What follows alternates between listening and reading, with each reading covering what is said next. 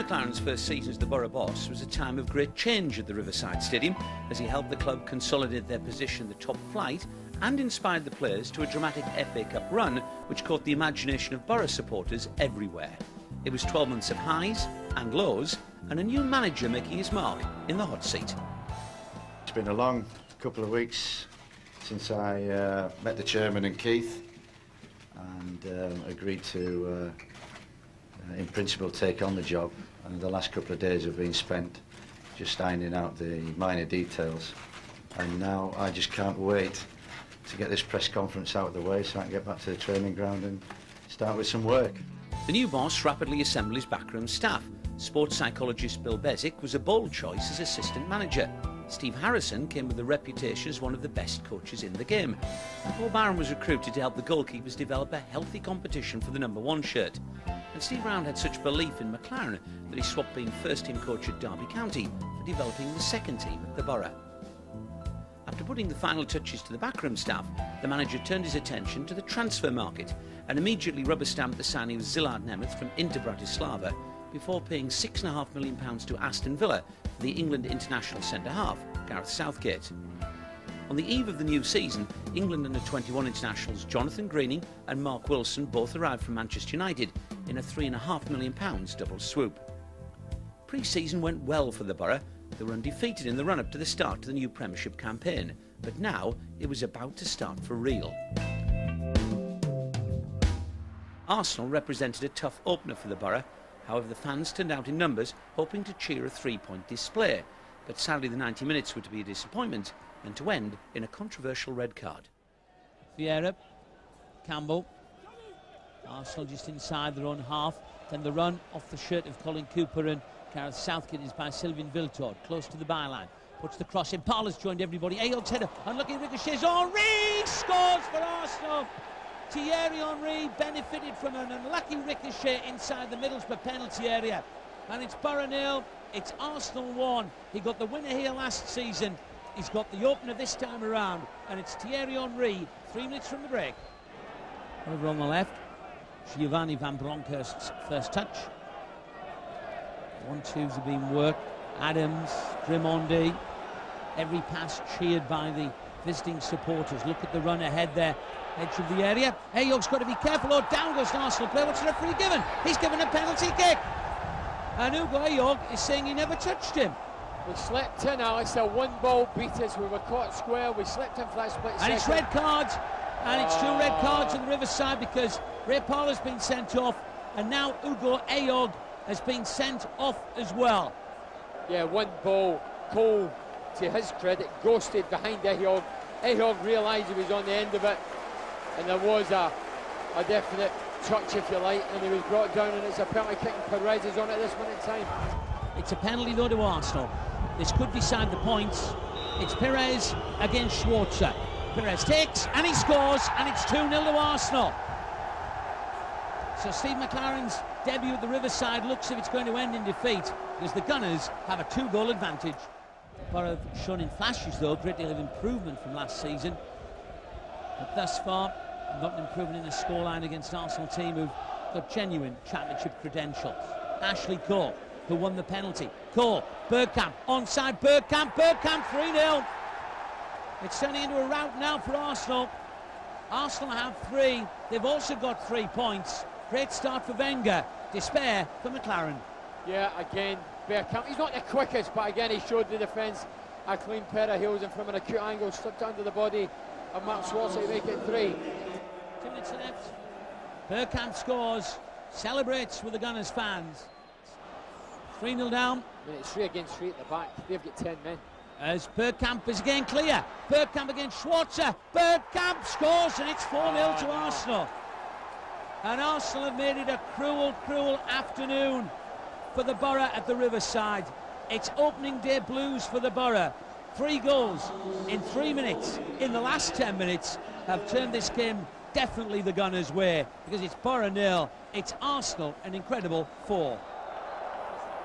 Not the ideal start for McClaren, but there wasn't too much time to dwell on the defeat, as the next destination was the Reebok Stadium to face newly promoted Bolton Wanderers.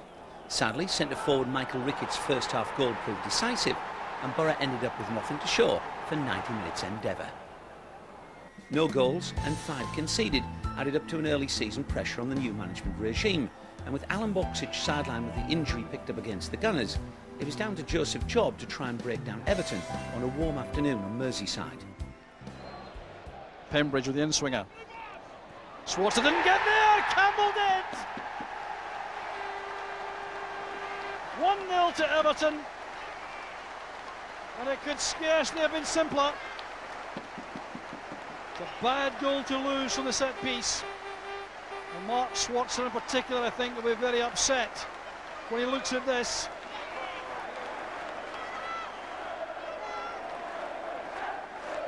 Southgate once again. Ricard still deep. Job is through the middle. Curtis Fleming is also going forward. Good ball on, that's Job. And fine goalkeeping by Gerrard. Interesting in the first half how Boro allowed different defenders to mark Ferguson. He didn't assign one to the task. Here's a chance for Gemo on the volley. Superbly struck by Scott Gemmell, and Schwarzer was left without a hope. 3 defeats on the bounce had the fans in a spin. With Newcastle United next, there was a local derby to anticipate, and Steve McClaren had strengthened the squad by capturing Alan Johnson from Glasgow Rangers. But once more the Boro were to face defeat, and again a red card would ruin the 90 minutes. And it's Musto who leaves it. It's Ince who provides the cross. Oh, yes! Deflected, it's there! And Boro have taken the lead! And Cooper is absolutely delighted. Windass was in there as well. Ince right-footed into the area. The little header on there. Well, that's a lovely little touch, and there's a real break on here. The entire Boro team, apart from Curtis Fleming, caught upfield. The chance on here for the equaliser, and that is surely a penalty kick, and it could also be a red card for Schwarzer. The player was running away from goal slightly, but was it a goal-scoring opportunity? Now, this is going to be an interesting decision for the referee. That is a goal-scoring opportunity, and it's a red card for Mark Schwarzer. It's not just about the last defender or the last man. Was it a goal-scoring opportunity? And this is turning rather nasty here now. Once again, Bellamy's getting involved. But the red card has been shown dramatically to Mark Schwarzer. It's Shearer, and it's 1-1 here at the Riverside in this dramatic first half. The chance of the cross, and it's another one. And Newcastle have taken the lead here. It's Nikos Davizas, and the break almost on again. Oh, it's a mistake there by Vickers. This could be number 3, and it is. Well, what a mistake there by Vickers, and Bellamy. Here's a counter-attack. It's 3 against 2. And it's threaded through now for Shearer. Oh, that's a wonderful finish. A wonderful finish by Shearer. He is definitely back. Talk of a crisis was clearly premature, but the side were in need of a win, and the Worthington Cup tie against Northampton Town gave the Boro a chance to kick-start the season, and the fans would have a new hero to cheer, as a teenage fullback David Murphy had a debut to remember. The Boro went on to double their advantage, as Slovakian international Zilard Nemeth grabbed his first goal of the season. The Riverside fans were left, however, to bite their nails, as Town centre-forward Sam Parkin brought the visitors back into the game with a great strike. Nerves had become a little frayed, but 8 minutes from time, Mark Wilson, who was making his full debut, scored, and the Boro made it through to the next round of the competition. With the first win of the season under the belts, it was now time to put the Premiership points on the board, and West Ham United seemed ideal opponents, as with a poor record on Teesside, together with no Paolo Di Canio on shore, it was surely the right moment to meet the Hammers. This is Ince. Good ball, dangerous. Yes! Ball! And it's there, it's Brian Dean. 31 minutes gone here at the Riverside. Well, a terrific ball played in. The goalkeeper committed himself. Shaka Hislop came from his line as Ince delivered this high dangerous ball. Keeper committed himself. Great play there by Brian Dean. And there'll be plenty to be said to these West Ham players. They've got a lot to do to get themselves back into this match. And here comes Johnson, they might have an awful lot to do here. Johnson loves it in. Oh yes! Alan Johnson gets his first goal for Middlesbrough with 40 minutes gone here at the Riverside. A brilliant finish by the new signing. Well, his nickname is Magic, and that surely was Middlesbrough 2, West Ham 0. Just got the break of the ball there, but what a finish. From a joyful Saturday to an ecstatic Monday, as a resurgent Boro are now up and running and ready for late drama at Filbert Street. Davidson. Schmelzer hasn't got there. It's been poked in. And the referee says goal. Matthew Jones. I do believe that's his first ever goal for the club. Yeah, it was a difficult shot to cope with. There's a pile driver from about 30 yards and he's just lost it. Maninelli. Another dangerous ball into the middle. Ince, yes! It's the captain, Paul Ince, who rescues Boro. Their first away goal in the league this season. And trust Paul Ince to pop up with a vital goal with 6 minutes to go. I know I've said it all night, but it's the long ball into Brian Dean causing all the trouble, and a fantastic volley from Ince. He's deserved that, Paul Ince. He's been the best player on the park in this second half. I don't think this game's over yet, Gary. I really don't think this game's over. And I think the Leicester crowd will start getting onto them. I've seen it before, and here goes Dean. Dean! Oh, he's hit the upright again! There he goes again, Dean, straight through the heart of defence. How unlucky has he been tonight? That's twice he's hit the post.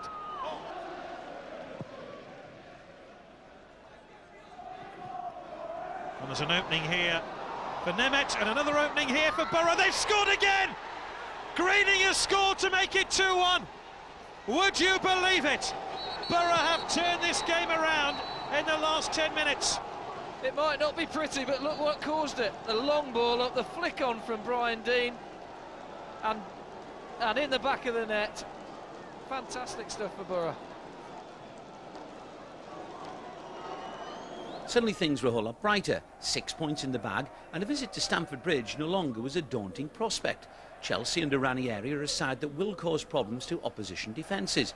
But also, as Boro were to find out at the Bridge, they had defensive problems of their own. And Croatian international Alan Boksic's return from injury was to be a decisive factor in a stunning comeback. Hasselbank with pace. Crossley came to meet him. He must score now, and Hasselbank has scored for Chelsea. The Boro defence caught square. And the worst possible start to the match for Boro. We know so much about Jimmy Hasselbank. We know about his pace. I think they could see it coming, but he got off the shoulder. The last defender got it past the keeper. It's a lovely flick in.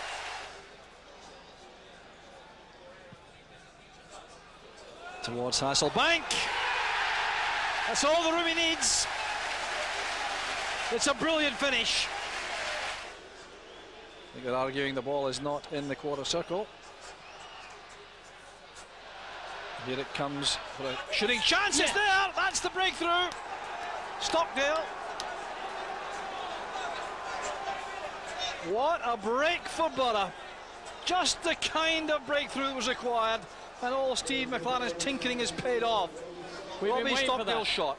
It's a lovely ball in by Paul Ince after that stick. A good header back, Stockdale. Lovely touch. It takes a deflection, doesn't it? Here's Marinelli, faced by Zola. Was that handball? It struck Graham Lasso in the arm, it appeared. And the linesman's flagging for the handball. It's a penalty kick to Boro. Yes. It looked to be handball, the linesman's given that. What a dramatic end to the match. Linesman's flag held across his chest there after the waving of the flag to indicate handball. Desai complaining, what a moment this is for Boro. Here we go, let's see it now. Yeah, it does catch his hand. No questions, and that is armed away there. Boksic against De Hoy. 2-2! Alan Boksic rescues a point for Boro. The most dramatic ending to the match, and the Boro fans celebrate as well they might for a gutsy, resilient overall performance. What a great penalty kick. Sadly, just when it seemed as if Boro had turned the corner, they were now to face a setback in the shape of Southampton. The Saints turned sinners, as not even another spot kick could save McClaren's side from defeat. See, at that moment of time when Khalid gets the ball, Boksic should have been right on him to actually put a little bit of pressure on him. Bahar's playing it wide. There's a great opportunity for BT. That's a goal for Southampton. The goal which Middlesbrough have been dreading.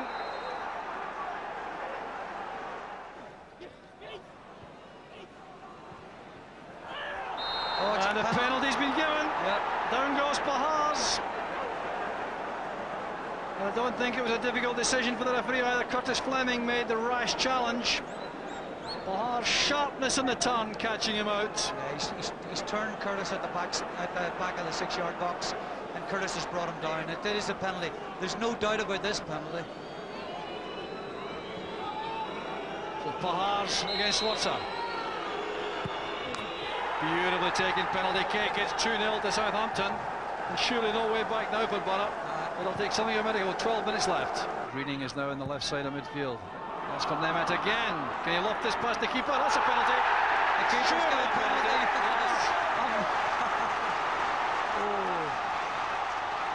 And now Paul Jones, I wonder. No yellow card, no kind of card. Neither was the one for Fleming. Certainly yellow, you'd have thought. Yeah. Boksic with the penalty. Boro back in the game. That was the only possible riposte which would give them any chance at all. 10 minutes left to save the game. Boksic with a different kind of penalty to last week. Well, there's a problem here now for Boro. Ripley breaks. Here's James Beattie. Can he get a shot on target? Oh, yes, is the answer. It's a brilliant finish by Beattie, and that surely settles it now. Boro tried to bounce back from league disappointment with another step on the road to Cardiff in the Worthington Cup. But on a night of high drama at Ewood Park, they would miss just that vital ingredient to any cup run, a slice of luck. And it was a double blow when Rovers' opening goal came from a former Boro hero, as Craig Hignett scored with a rare header. Zillard Nemeth had scored in the second round against Northampton Town, and he brought Boro back on level terms with a tremendous finish. The tie could then have gone either way, as both sides had chances to win it. But deep into extra time, Rovers centre-half Craig Short scrambled the ball home, and League Cup dreams for Boro were over for another year. Back to the Premiership, and McClaren strengthened defence with the signature of Frank Cadre from Lens, who was signed on loan until the end of the season. Cadre had played Champions League football, and his pedigree was clear in an eye-catching start at the Valley. It's Boksic. Oh, he's just pulled it wide. Well, you talked about the qualities of Alan Boksic. He's hardly had a kick all game. He hasn't held the ball up, but yet, one flash of genius there, and it could have been 1-0 to Middlesbrough. Mark Crosley was disappointed that a clean sheet at the Valley didn't keep him in goal for the big derby with Sunderland. With Mark Schwarzer back from suspension, the defence was now starting to take shape. Stockdale and Cadre the fullbacks, Southgate and Ehiog the rocks at the heart of the defence. And in the derby, Boro set about Peter Reid's side, and French Frank was to win a host of admirers for a dramatic home debut. Plenty of movement inside the box as the ball is delivered. The goalkeeper's caught there, and it's over the line. It's a goal for Boro with 1 minute and 40 seconds on the clock, and the goalkeeper, Thomas Sorensen, will be really unhappy with himself. The corner was delivered from the right-hand side. The keeper came from his line, was absolutely stranded there and caught, and the ball dropped over the line. So the new man is the scorer. Logan Robinson. Robbie Stockdale doing extremely well. There's Marinelli now sending it through, and no flag. It's Nemeth. Boksic in the middle. At the back post. It's deflected, and it's a goal! It's another one. Boksic getting in the header. It was deflected, but great play down the right-hand side. The ball certainly broke then for Boro, but a little look round there by Nemeth to see his options. He saw Boxic at the far side. The header deflected into the back of the net. 2-0 Boro. I think a great ball in by Nemeth, no question about that. He's picked him out superb. I'm not sure, I think that was Hassett's hit and took a deflection. Caught Sorensen totally flat-footed. That's better. More positive play now by Boro. They're breaking well here, getting plenty of players forward. Boxic looks up there, and on the ball, spins behind. It's a corner. A little bit of composure by Carlos, picking it up. But in his defence, you know, sometimes it's the pattern of the play set by your teammates out in front of you, which sometimes can dictate. Well, that's Paul getting involved with Niall Quinn, and certainly don't be pushing or making gestures towards another player right in front of the referee. The minute you lift your hand, you're leaving yourself wide open. Well, Niall Quinn's still getting involved there, so too is Ince, and the referee is going to have to calm this down rather quickly. But just in terms of the goalkeeper there, David, just saying when he was in possession, you know, when he had the ball at his feet and had time to clear, once or twice he's actually dithered over it. And but of course he didn't go onto that one which came out on the left-hand side in a positive mood. Oh, it's a red card. I think that's wrong. 10 games down to the Premiership. The Boro are 13th with 11 points. And after the win over Sunderland, Boro were on a roll. But Spurs at White Hart Lane was starting to tick for Glenn Hoddle. And although Alan Boxic was to inflict capital punishment on Tottenham, it was turned out to be only a consolation. Leahy, Hogg and Southgate contemplating going forward. Southgate is now going into the penalty box with his free kick taken by Ince. That's in the space for Boxic. Boxic in behind. It's a great shot by Boxic. Boro take the lead. Good goal. Terrific start for Boro. The 10th minute of the match. Joy for these travelling supporters, and Boxic was very sharp indeed. That free kick taken beautifully by Pollins. It's not really a great free kick. I think the defender was pretty poor, but Boxic was straight onto it. Great volley. Fantastic start for us. Kidrow preventing the cross coming in. Here's Freund. That's a very good ball. He's given that one. He's given the penalty, Kidrow. That's a diabolical decision. I haven't seen it again. Well, I think their legs came together, but completely accidentally, I'm sure.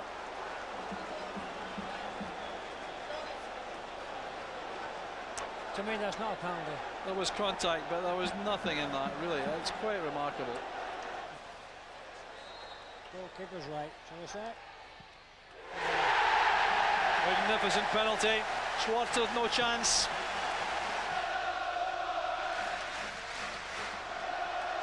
Tarico again. Poyet's header on, in goes Ferdinand!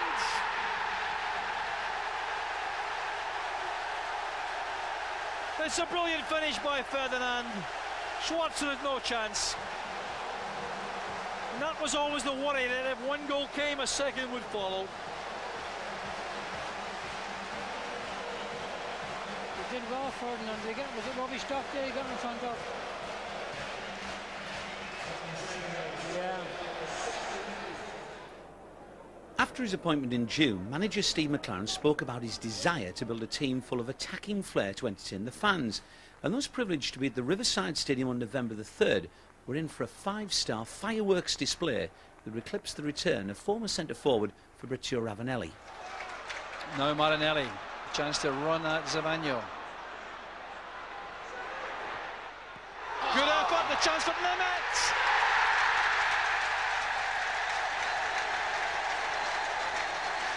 Well, it's hard to think of any Boro player who deserves that more. He's worked so hard in the match, and Mark Palm couldn't hold a shot from Marinelli. Excellent poaching by Nemeth. You're spot on there, Jock. I mean, that's, as you say, Nemeth's been fantastic this afternoon. He's got his just desserts. But it was a terrific shot by Carlos. He's done it a couple of times this afternoon, and he's not quite got the strike off. So terrific strike. A great save by Poom, but Nemeth doing what all good strikers do. He's followed up and put the ball into an empty net. Well, you see the keeper's frustration there that there was no defensive cover at all. No one reacted to that coming up him. Back with Greening. Oh, he's done a very good cross. Brilliant finish. Marinelli.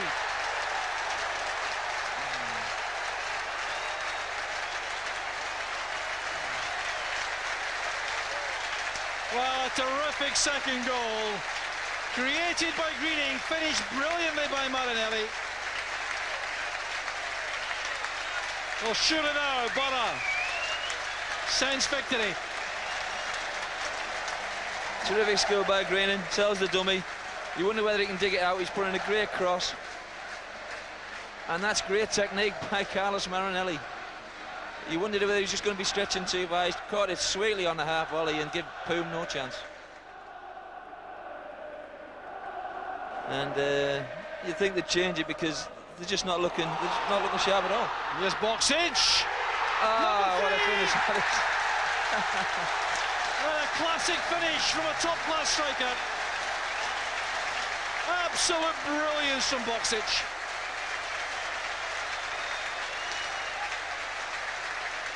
Played on the last defender, made the run at perfect timing. Past some Kudru.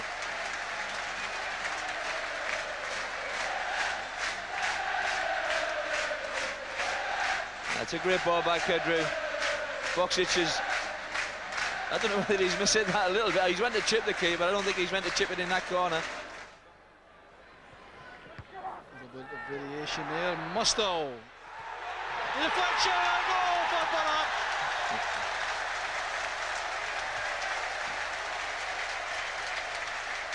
Well, this could really be anything now. And you have to feel heart sorry for Mark Poom in goal. Beaten by the deflection. Robbie must have enjoyed that moment hugely. It's amazing when your goals up like Middlesbrough are right now. Everything seems to go your way. Robbie's hit the ball well, but his second deflection away from Poom hits the inside of the post and unfortunately went in the net. But you know, Robbie's deserved that. He's worked tirelessly this afternoon in the midfield, and he doesn't get many, so I'm sure he'll be telling everybody about that goal after the game. Inns to Johnston, a point pass.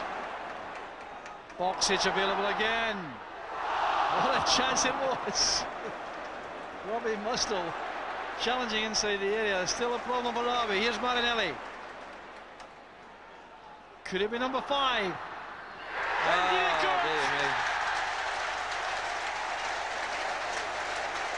The route goes on.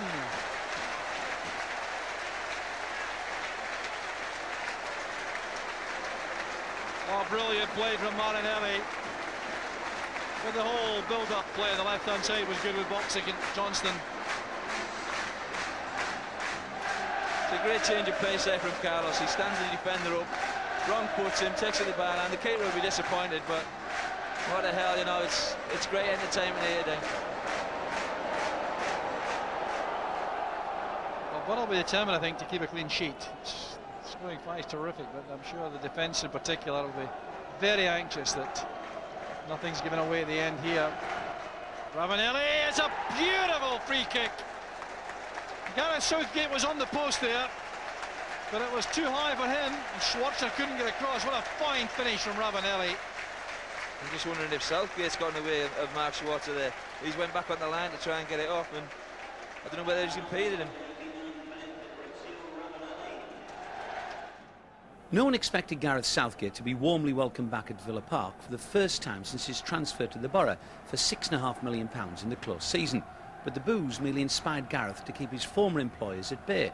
And with Mark Schwarzer away on international duty, Mark Crosley was to start a run of 16 consecutive appearances, which would bring a host of clean sheets. Chipped in by Hendry, Angel, lovely touch, smacks the frame of the goal, and that's why Juan Pablo Angel is Villa's leading scorer this year. It's a lovely turn by Nemeth. Boxic calling for the ball now. Nemeth He's going to have a shot here. First time the Villa goal's been threatened, and nobody picked up Zimart Nemeth there, who ran unopposed through the entire defence. He's only scored one Premiership goal to date, but he might have hit the target there. Musto gets it clear. Lee Hendry! Oh, it was so close. I don't think Crossley even moved, did he? He didn't see it. There were that many players in front of him.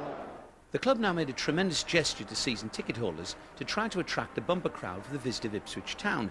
And although the fans responded with the highest crowd of the season so far, 32,588, sadly the team suffered a frustrating afternoon against a side who were bottom of the table. Ryderson trying to force him back. He was quite successful. This is Musto. Boxic turns brilliant, but it's still Boxic. Oh. Good goalkeeping again by Sereni.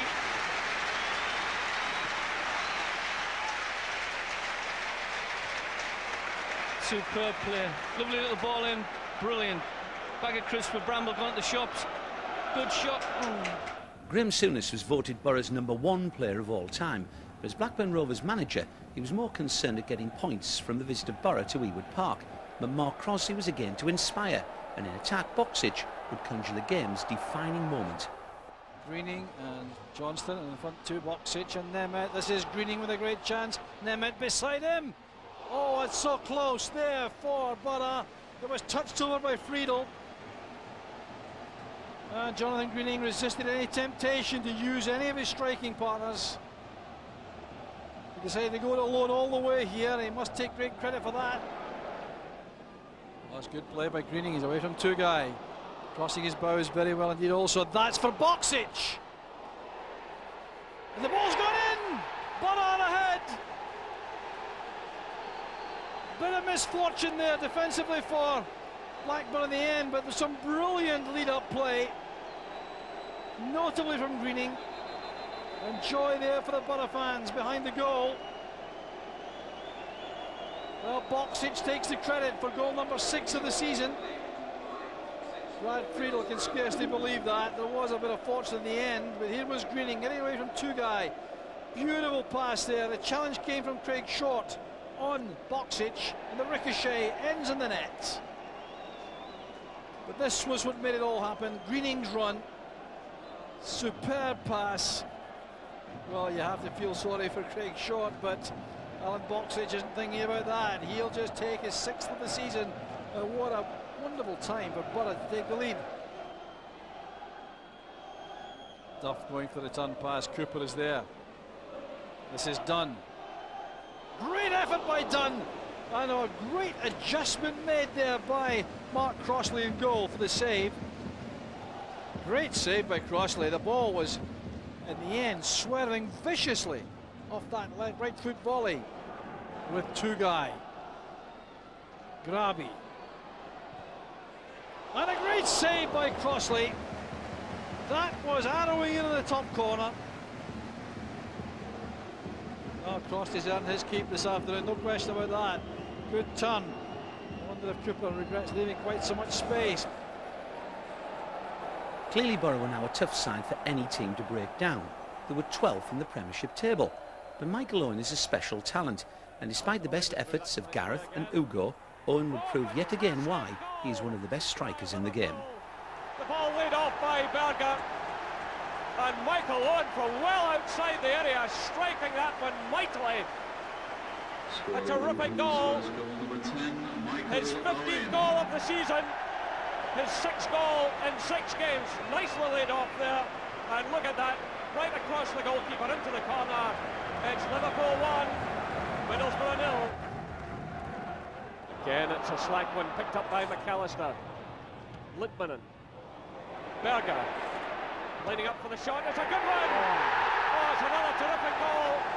But once again, Boro shooting themselves through the foot, giving the ball away in a vital area. But it's another quality goal, another quality strike by Liverpool. It's now Liverpool 2, Middlesbrough 0.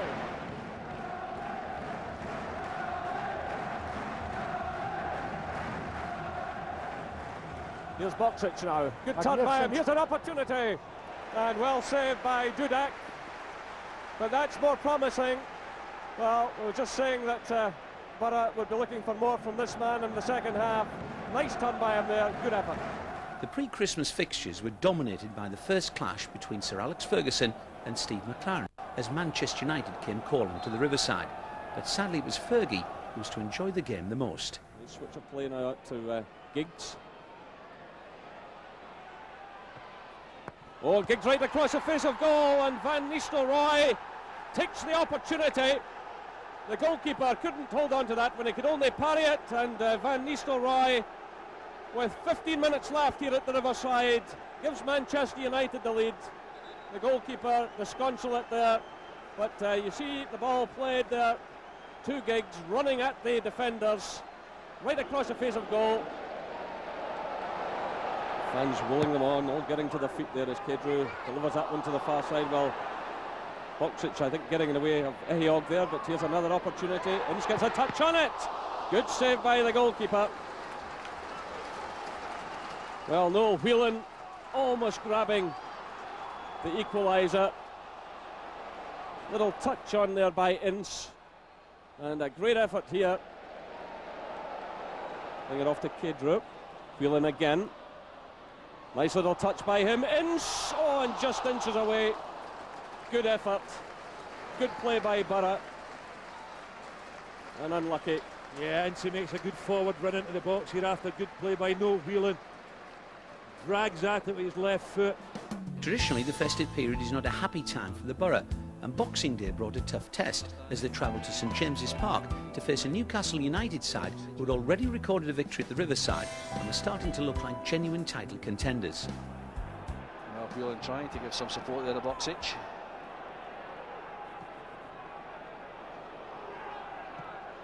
Kedru was careless.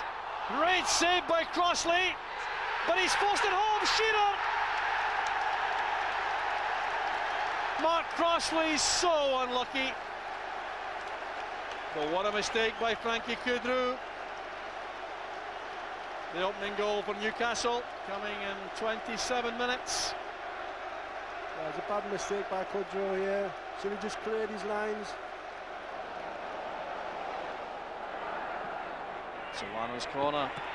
Oh, a terrific header on the run. Gary Speed. The crucial second for Newcastle, and what a body blow for Boro. It's a terrific corner kick and a great run by Speed. Certainly wasn't picked up as he made for that ball. Yeah, Speed gets away from his mark. It looks like it's a free header. Yeah, he gets in front of Boksic, it was. The electric pace again. Shearer comes near post. It goes to the far post to Bernard. Brilliant play from Newcastle. Defeat on Tyneside left the Boro anxiously looking over their shoulders at the drop zone, and the final fixture of 2001 brought little respite as they went head-to-head with the eventual champions Arsenal at Highbury. Beautiful sleight of foot there, a pass though intercepted. One intended for Lundberg, cut up by Kedru. It's Whelan now against Campbell. Mistake there by Campbell, a chance for Noel Whelan. 1-0 to Boro. Superb finish by Noel Whelan.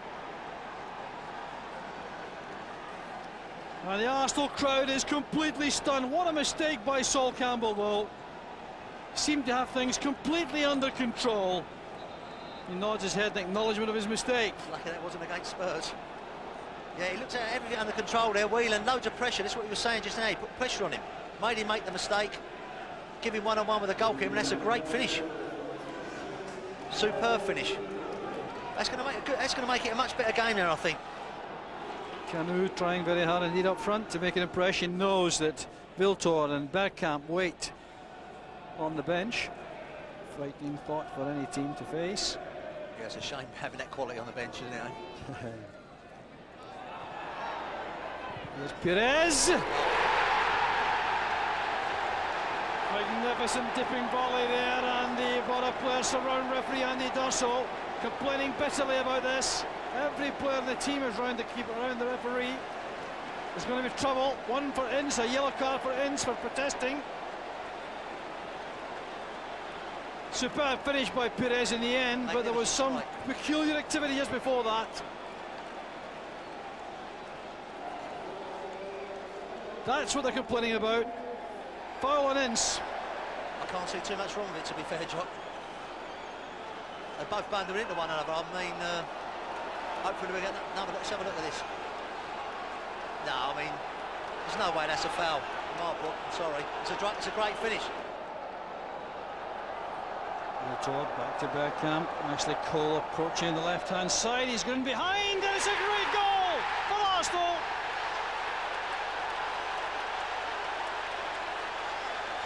Well, there was something inevitable about it, I think, but the quality of the goal was quite outstanding. The pass from Bergkamp, the header from Ashley Cole, and Mark Crossley hadn't a hope. What did I say, Jock, about Bergkamp? I mean, he sees things other players don't. Stockdale's been caught ball watching. In midwinter, the season now reached the halfway stage.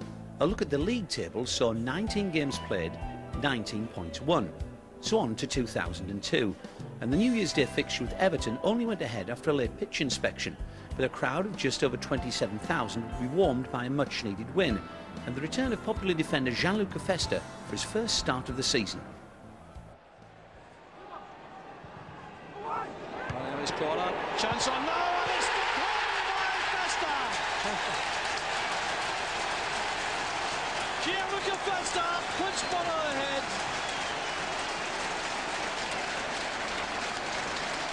It's going straight across to Alan Boksic.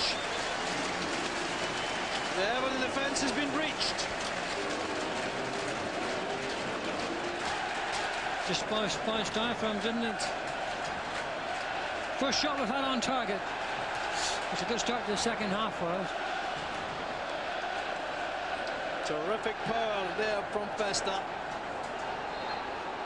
Well, just the start of the second half, Boro required. It's brought the crowd to life. It's brought the whole stadium alive, and the alterations tactically and in terms of personnel working out very well indeed for Steve McClaren. A break from the league now, and great cup runs often have tricky starts, and this season was no exception, as the Boro faced a difficult third-round tie against Wimbledon. The Dons had knocked Boro out of both League Cup and FA Cup last time around, and the fans who made the long journey to Selhurst Park were delighted that defeat would be avoided this time. Back to the Premiership, and the capital theme continued in the league, as Boro travelled to Craven Cottage in need of points to avoid slipping into the bottom three. Colin Cooper was given a start due to the suspension of Frank Cadre, and Cooper would play a dramatic part on an afternoon of precious little cheer. It's the governor. Well, in fact, it's Marinelli who takes it to the back post, and a goal for Boro. Would you believe it? Colin Cooper scores against the run of play after 7.5 minutes. Fantastic ball in by Marinelli from that free kick. I think it was a surprise, really, as it was for us, and he curled it in wonderfully, getting past Van der Sar. Cooper rises at the back, that wonderful header back across the goal. I think we've got to call that a mistake in a way, although it's a perfect ball. Cooper arriving, keeps his eye on the ball, plants it in the goal. An easy goal in lots of ways, and yet a perfect goal. Problems here for Boro. They have this free kick to defend, which Malbronk will take, and they're queuing up at the back post. Gomez in there, it's over Gomez's head. Saha! 1-1, and the substitute has only just come on. Heads Fulham level. Louis Saha, who had only scored one goal in his last 18 Premier League games before today. He hadn't scored in 10 games in all competitions. And here's Saha now for Fulham. He's already scored one. Hales, Marley, that's 2-1.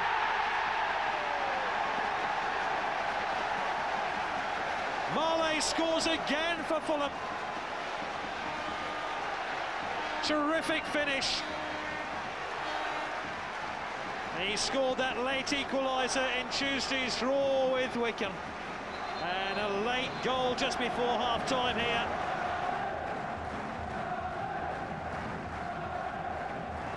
Stamp on towards Ince. Middlesbrough scored against the run of play in the first half. Here's Whelan. Oh, he's just pulled it wide. I thought for a second that was going to go in. and so too did Whelan. The referee indicates a corner kick. The defeated Fulham dropped Boro to 17th place, but there's no time to reflect on misfortune in the Premiership as attention switched back to the FA Cup and a replay against a determined Wimbledon. And immediately now, Whelan inside the area, clear. Noel Whelan beats the keeper and scores! It's Middlesbrough 1, it's Wimbledon 0, and after Stamp rattled the bar, the Dons were still rattled. Now they're a goal down, and Whelan, cool finish from Noel. Robbie Mustoe is free with Paul Ince's side. Now Robbie Mustoe checks out towards the left-hand side for Alan Johnston. Johnston right-footed delivery into the box. Everybody missing on goal! An own goal from Kenny Cunningham. Victory in the FA Cup gave Boro home tie in round 4 against Manchester United. But in a hectic January, it was quickly back to the Premiership now, with Bolton Wanderers the visitors to the Riverside, and only a win would stop Boro from sliding into the bottom 3. He's in the swing up. Headed on there by Barnes. Should be returned by Johnston. Chance to take on Ricketts, but within an early. Here's Whelan. It's in! He's made it! What can you say? He's hit it from an upward angle on the left-hand side. The keeper's palmed it up into the top corner. Well, you know, unlikeliest of situations after the opportunities that Whelan's had, he scored are the most difficult, perhaps. Yeah, that's right. Yeah, look, it's been skied up by Johnson. Yeah, been headed on, and he's got it again. Took it back out, and he's hit it with his left foot. And the keeper's done well to even get a hand to it. Is there a deflection before it gets the keeper? I think there is. Check this again. Oh, he's headed it towards him. There he goes. I think it was deflected on its way to him. Certainly was last season for Silky Borg, scored 18 in 32 matches. Oh, the great effort! What a volley that was by Hansen! Oh. Right out of the blue ball to the back on terms. A stunning volley by Bo Hansen. Let's have a look at it again. Yeah, we said that they were coming into the game again, Jock, you know, and they got a little bit of confidence from the attacks.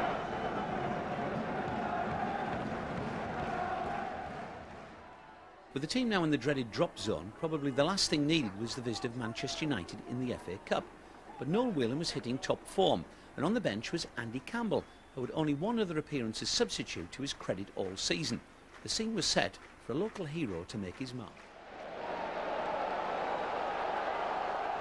Which was the only time that he advanced past the fourth round in the last 9 years. Oh, Blanc's left it, Whelan's through and scores for Middlesbrough.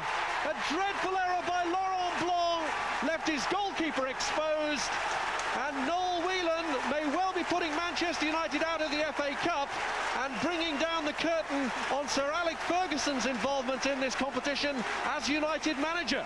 And this is a classic example. Unless there's a shout from the goalkeeper, you've got to put your head in it, Rob. You've got to clear it. And that he knows that more than anyone. Full marks to Whelan.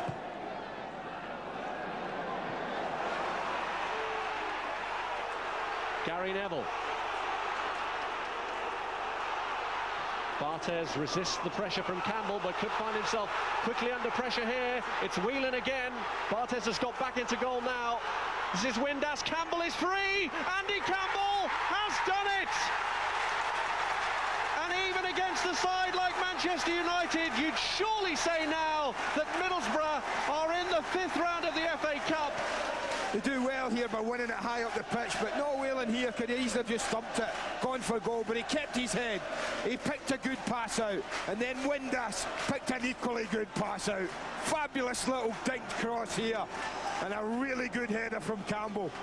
The final game in a hectic month of 7 fixtures was the local derby at Sunderland, and 3 points would move Boro up 4 places in the Premiership, together with the feel-good factor of a job well done over local rivals. And Schwartz trying to make a block there in full Stamp, but he shakes him off. The referee allows the Boro player to move on. Here's a real opportunity. And yes, Boro take the lead. And Noel Whelan, it's goal number 4 of his comeback.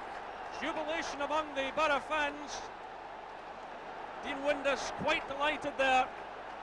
And Boro, well, they were having to fight a bit to keep themselves in this game in the early stages, but this man comes up again with the answer. The ball driven across there. It was full Stamp with A good positive run forward, holding off his marker, and then an excellent finish there from Noel Whelan.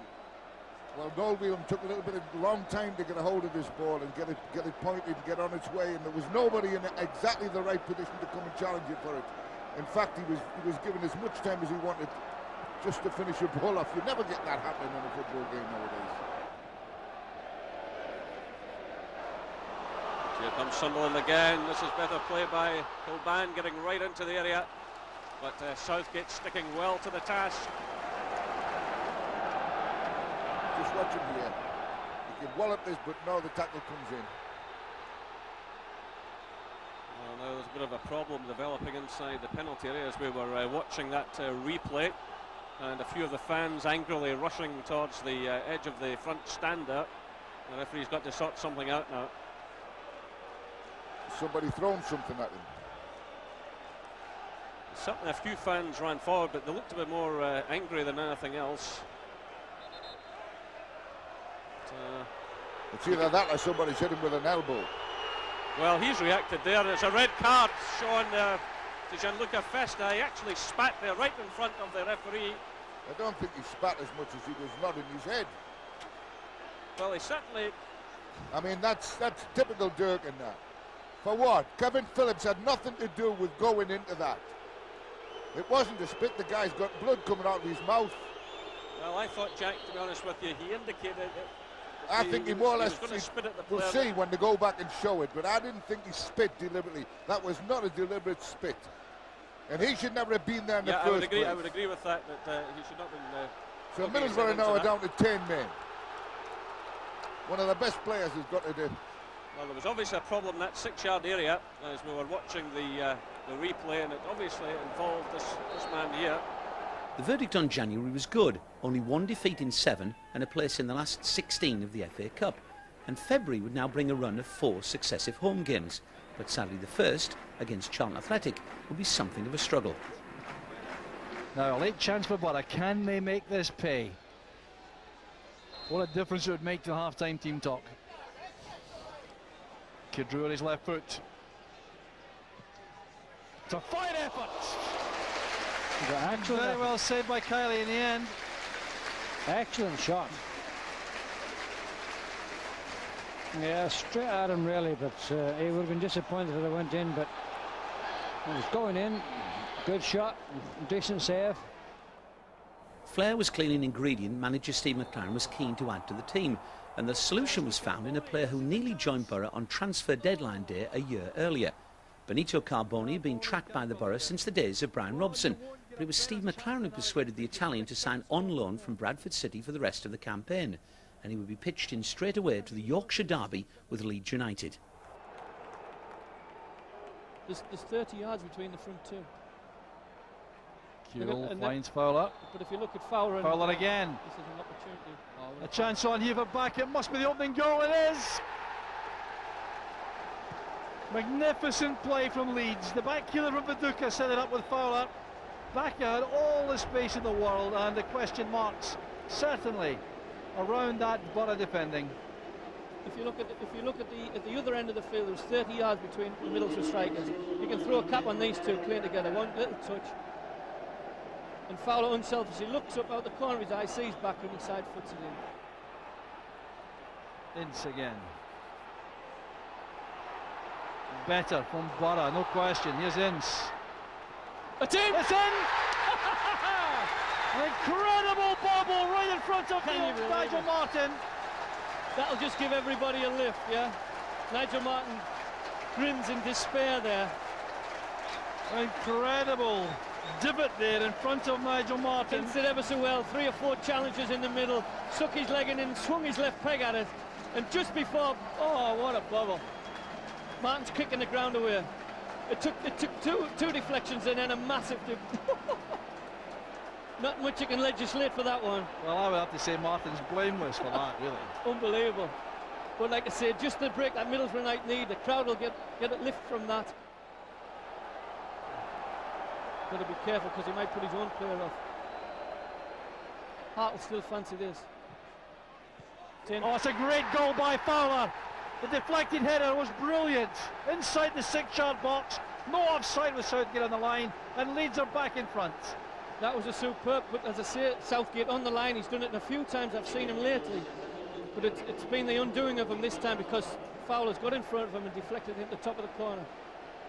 Superb. Carboni's played his part. Boxy's obviously played his part. Everyone has played a different proposition in the second half, and the crowd have responded to it.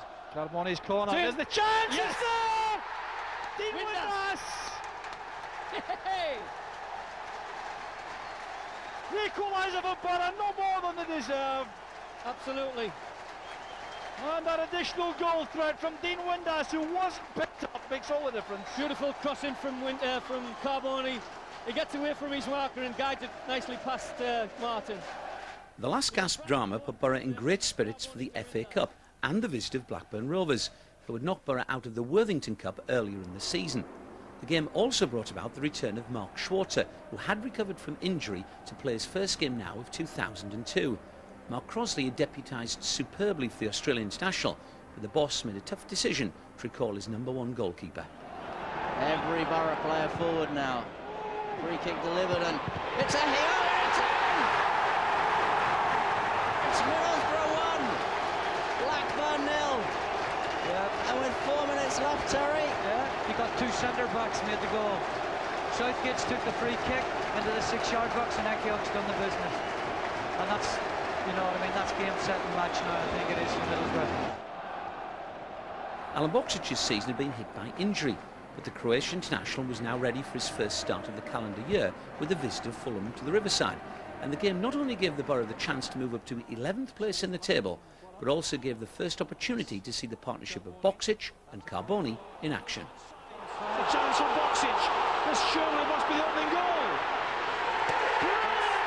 Brilliant. Boksic. Absolutely super.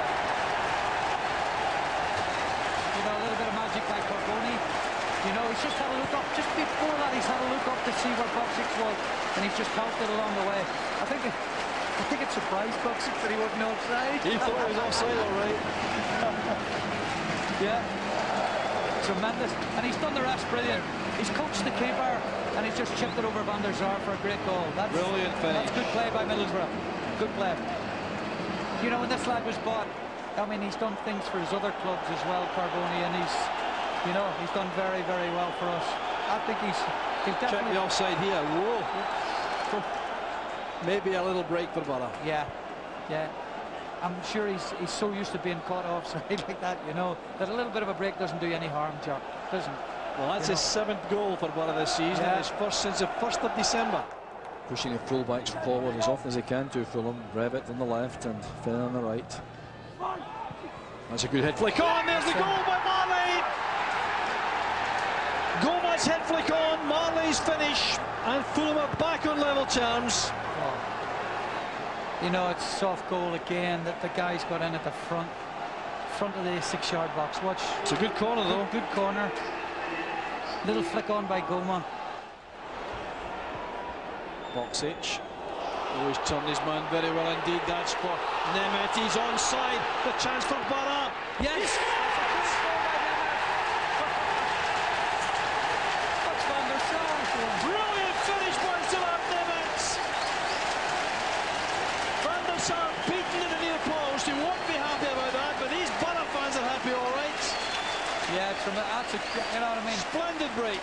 I didn't think he was going to shoot from there because I don't know what Van der Sar was up to there. If you look at the goalkeeper's position, Nemeth come on, look, he's come inside the box, left foot, and he's beat him at the near post. And I don't think Tigana will be, look at that, I don't think Tigana will be very pleased with that. Good goal from Middlesbrough. Nemeth, real good, put it away well. It was now 8 games unbeaten for the Boro, their best run of the season so far, and so the trip to West Ham United was taken with some confidence. But the Hammers are tough opponents at Upton Park, and the Boro will be in for a testing 90 minutes. Just loses it, and he's out of his goal, and Labamp will maybe try a shot. Canute scores!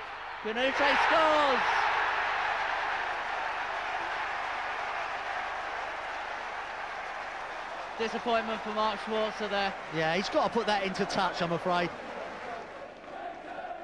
Despite the Upton Park setback, things were moving in the right direction, and Leicester City were next at the Riverside with their hopes of survival hanging by a thread. Muzzy Izzet was in the Foxes lineup after deciding to stay with City instead of joining the Boro. But no one could have predicted the impact made by fullback Frank Sinclair in the destination of the points. And Leicester look to come forward again. And Robbie Mustoe just hassling out the Leicester striker. Here you can just see Matthew Piper just going past Robbie Mustoe. And Boro have opened the scoring already. Mark? I can't believe that. That's a great start for us. He's played the ball back blindly. I think it was Frank Sinclair. The keeper's obviously been caught unawares, and it's just gone to the bottom corner. Frank Sinclair, who of course scored against Boro in a cup final, has now scored for Boro after just 2 minutes. You can just see here it was his pass back, just outwitting Ian Walker then. Steve McClaren is a manager who is determined to give opportunities to Boro's highly talented youngsters. And the next player to be given his chance was Australian Luke Wilkshire. Wilkshire being groomed for the first team by the academy system with coaches Mark Proctor and Dave Parnaby. And Luke's debut came at Southampton. It's a decent ball to Whelan. Good touch by Whelan. Where's the goalkeeper going? Whelan gets it back to Greening. Oh, that was Boksic who went in for the kill. It wasn't Boksic, it was Wilkshire in fact, who slid in. Sort of area you'd expect Boksic to attack the ball. Great run by the young player.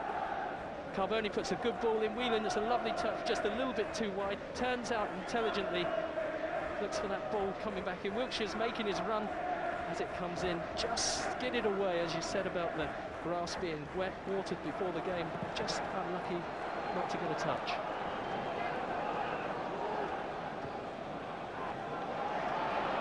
Ormerod. Oh, he's done brilliantly. He's turned Ehi on. It's Ormerod. 1-0 Southampton. Svensson scores after 38 minutes. And Ormerod, who's really enjoying himself in the first team here, was a creator of that goal.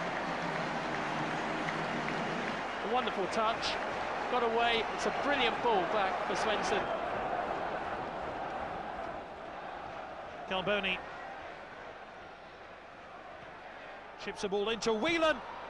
Equaliser for Middlesbrough. Noel Whelan, the former Coventry player, comes to Southampton. And as Gordon Strachan looks on, Noel Whelan draws a sides level. And it had to be Benito Carboni to create that goal. Every time you think a goal is not going to come, something happens in this game. Carboni supplies the perfect ball. Whelan, brilliant finish. Again, Carboni is the one who unlocks. He's been the likely player that's going to be able to do something for Middlesbrough. It's a beautiful ball, weighted ball in, and a lovely finish, a wonderful finish. Boro were now ready for the FA Cup quarter-final with Everton and the chance to reach the last four of this great competition for only the second time in the club's history. Benito Carboni was cup-tied, and Zillard Nemeth would take his place in a tie effectively decided in 45 scintillating minutes. There's a goal for Middlesbrough, and it's Noel Whelan again. Oh, it was a long ball by Ince that caused all that, but what on earth happened to the goalkeeper and the Everton defence? Noel Whelan is going through a rich vein of form in front of goal, but he was given an FA Cup present here on Mother's Day. Look at this. The defender's beaten his own goalkeeper, Trevor. Well, it's Bastoni running back. I mean, he's obviously looked at Simmons and said, where was the shout? Because you don't head it back like that if you've got the shout. Whelan on the ball. And still, surely he can find Alan Boksic. Will it be two for Middlesbrough? Against the crossbar, and the rebound goes in. Nemeth following up to get the second goal. And Middlesbrough 2 in 3 minutes. Nemeth the scorer this time. And it's Whelan again causing havoc in the Everton defence. He's got Boksic to his right. That was the obvious ball. Alan Boksic hit the bar. And Nemeth came in here to make it 2-0. Gascoigne taken out by Greening. And Middlesbrough look dangerous again here. Oh, and Alan Boksic got into it, but oh, it's 3-0. Paul Ince was in there. What's going to happen here next? This was supposed to be the boring 0-0. Paul Ince has made it 3. And Everton have been taken apart. Gascoigne lost the ball here. I'm afraid that he has to take that responsibility. Greening is the man who makes all the running here, Trevor. And then Alen Bocic, Simonsen a touch. Paul Ince follows up. 3-0. Well, I think Everton wish that 7-1 on the goalless draw was still a possibility, because they've just collapsed. The second part of Boro's Mersey mission came just 6 days later, as Liverpool arrived for a high noon showdown, and the scene was set for the Riverside to thrill to a cracking 90 minutes. Still Anelka, and Anelka sends the ball back, and the ball comes down. It nearly breaks nicely, and in the end it's Anelka, and it's a goal for Liverpool. It was Dietmar Hamann at the far post who played the ball in, and Boro are 1 down. That's bad. That's bad for the amount of opportunities that we've had. But when we talk about pace, and Nicholas Anelka's got it, and don't lose sight that he's actually a very, very, very good player with it. And he's turned 3 defenders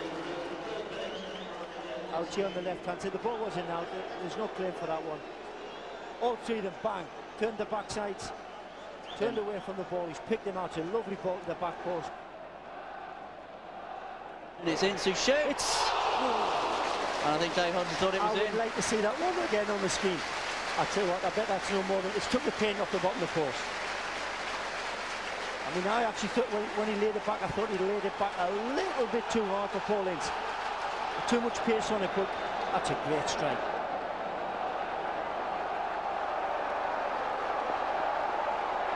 And it's the second goal for Liverpool, and it's John Arnorisa. It's all over now. And he goes over, shirt over the head, to celebrate with the Liverpool fans. And disappointment for Boro. I mean, the Boro have had 3 or 4 long-range shots today. They've only gone inches wide on each occasion. That's quality. Steps up, drills it in. There'll be another water ball thrown. A water bottle thrown by Steve McClaren. And he will do. I'll tell you why. Because Carlos Marinelli was nowhere near. Reset there. You can see him just getting there now. Too late. Goes out now with Marinelli. Marinelli with the cross. It's Southgate, yes! And it's one back. It's Gareth Southgate that's pulled one back with 2 minutes on the clock. Great delivery in. Well done. Gareth Southgate carried on up, got himself in the box. You may as well. You're 2-0 down. Good ball out by Alen Bocic. Nice crisp football. Good delivery in. Well done, Gareth.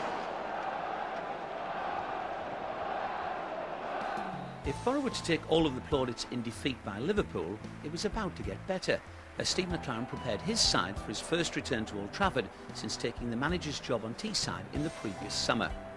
Manchester United were in need of a win to keep up their title aspirations, but for 3,000 Boro fans amid the journey across the Pennines, this was to be 90 minutes to savour. And some slackness there, and here's a chance for Bocic! And Boro have taken the lead here at Old Trafford. It was Carboni pouncing on the loose ball. Steve McClaren will be absolutely delighted. Well, we were getting a close-up there of Gary Pallister when the United defence was just caught out. Carboni doing well, getting the ball into the box. Bocic there, steering it beyond Fabian Barthez. And well, plenty for the home support to think about now. Yeah, it's a bad mistake by Sebastian Veron. He's been caught daydreaming on the ball. Benny Carboni, who's probably not noted for harrying defenders, has done tremendously well, nicked it off him.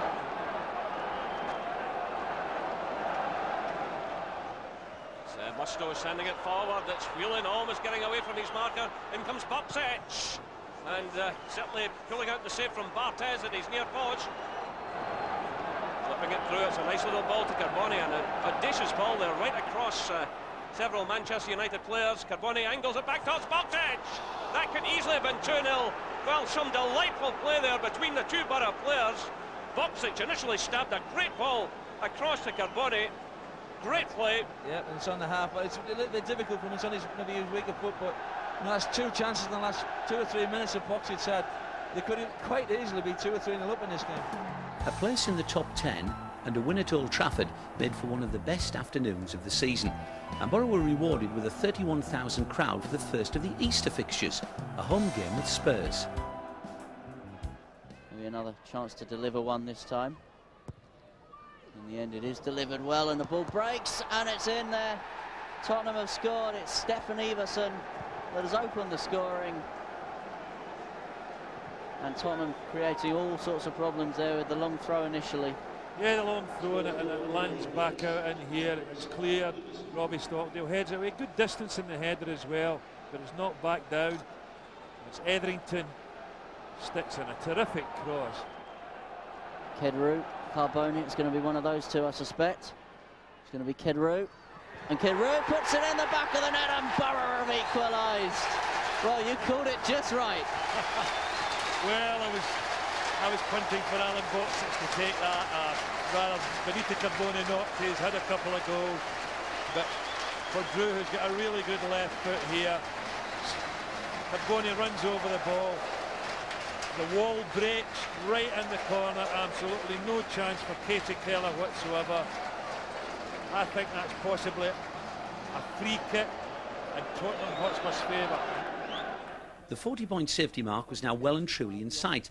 And although the match at Pride Park would not have the thrills of the Riverside encounter back in November, it was still a great afternoon for loyal servant and midfielder Robbie Mustoe.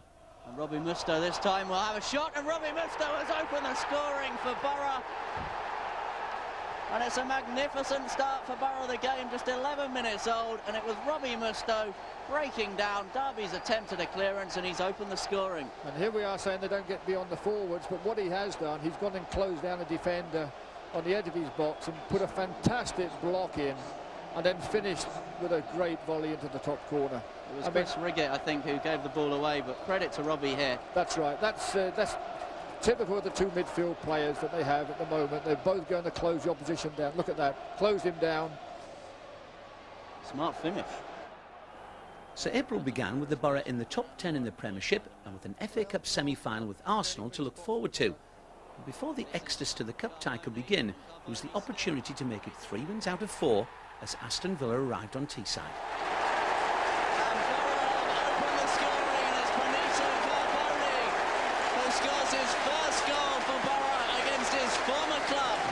There's your 10-1 bet sorted. That looks like very poor defending to me. Just having another look at that. I think Steve Staunton may be very disappointed. But to be fair, you could see it coming. Boro have been on top for the last 5-10 minutes. Yeah, that's just a hopeful ball over the tops. And you can see that Benito Carboni, as well as being such a creative player, can battle as well. Yeah, I think that should have been cleared by Steve Staunton. There'll be disappointment in the Villa camp over that one. And Girl to Barra. Good ball over from Gareth Barry. It's down and it's a shot and it's a goal. Great goal. Juan Pablo Angel has equalised for Villa. That is a great goal at any level. Nice deep ball, diagonal ball in the box, headed down. Great finish by Angel. Great finish. And it's been coming, hasn't it, for Aston Villa? Yeah, I think Villa have started to play like they did in the first half and got a little bit further forward and put balls in from better areas. Good deep cross from Gareth Barry. This is a great header back, and that is a fantastic volley. Carboni with the corner. Goes near post, and it's in the back of the net, and it's Hugo Ehiov who scored. And would you believe it? Who else? Yeah, he's done it before, Hugo. He's done it at Villa Park, an equaliser this year and last year.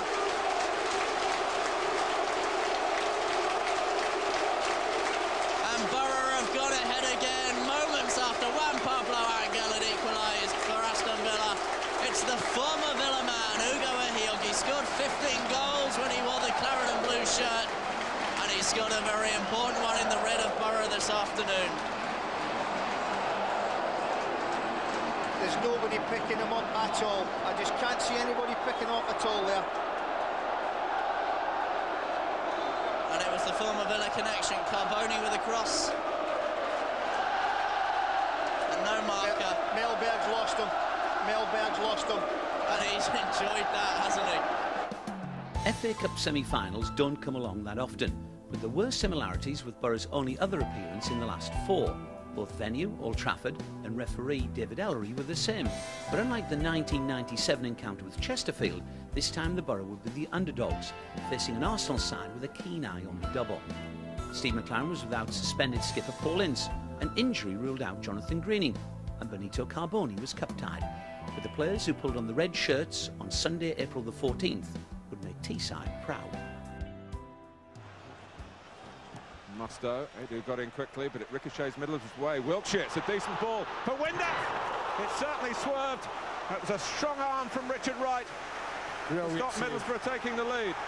Oh, what a save and what a strong hand it needed to be. Lovely little ball here.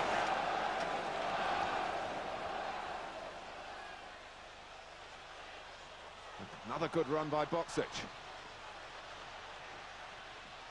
Wiltshire wanted it. De Berv gets it.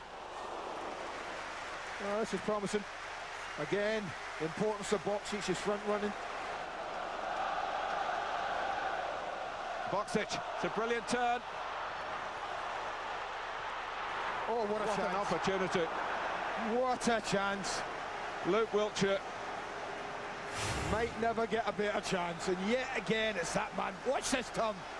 Absolutely brilliant turn from Boksic. Both centre-halves struggling for their lives to get a tackle in. So worried. And then when you need a little cool head across the goalkeeper, he rather chokes the shot.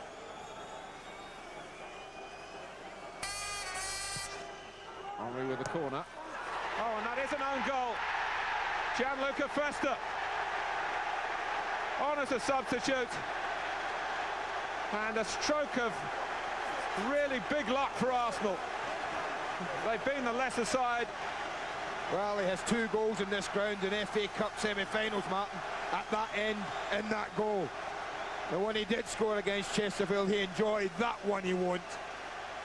He comes over, he's getting in a tangle. He does have a look at it. I don't know whether he acts late to it. It does clear a couple of players front post, but he should still be dealing with it. Another Middlesbrough corner. And off the line from Dixon. I think it was Windass with a header. It was. Back goes Dixon. And it drops for Boksic. And here's Johnston. Boksic! Oh, Richard Wright just anticipated the direction of the header. It was a poor header from Lee Dixon. Not good enough. Look at Boksic. Johnson does pick him out. That's a decent chance. He just tries to guide it rather than power it. Just uses the pace in the ball. It's not enough. The Boro were desperately unlucky to go out, but in so many ways they and their fans were the real winners.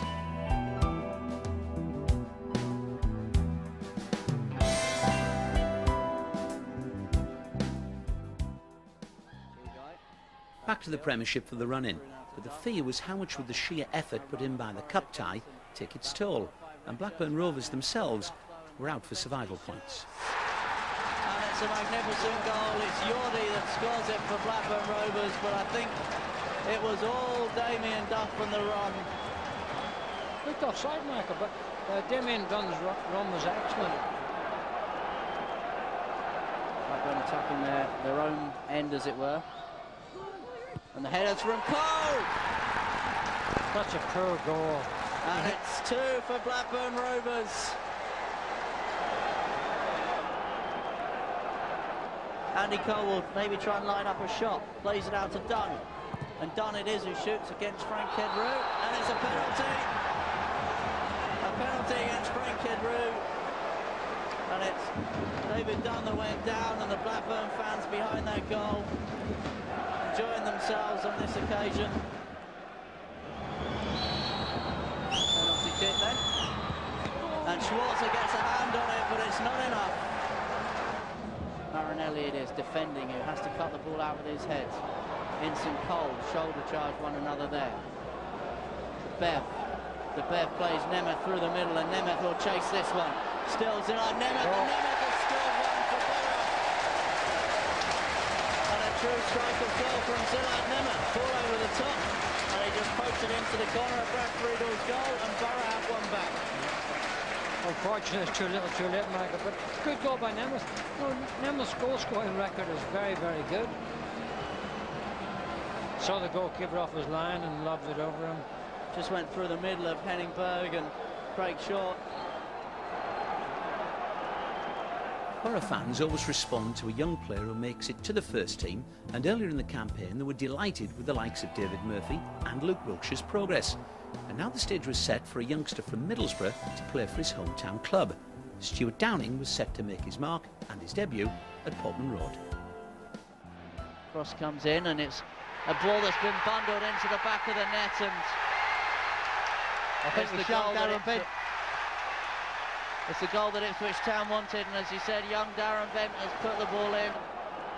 Marinelli is running now, and he goes down. No foul given though. Ball comes through, and there's an opportunity for Downing maybe, and he shoots, and it's right across the face of the goal for Stuart Downing, and nearly a dream debut for him.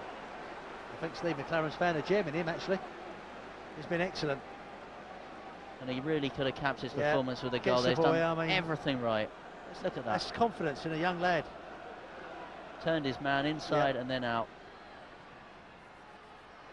He sends Roycer for the tees. Up. And back on his favourite left foot. And that's a great, they could go anywhere, that. Time now to bring the curtain down on the season at the Riverside, as Chelsea were the visitors. But sadly, it wasn't to be the rousing finish that the manager wanted.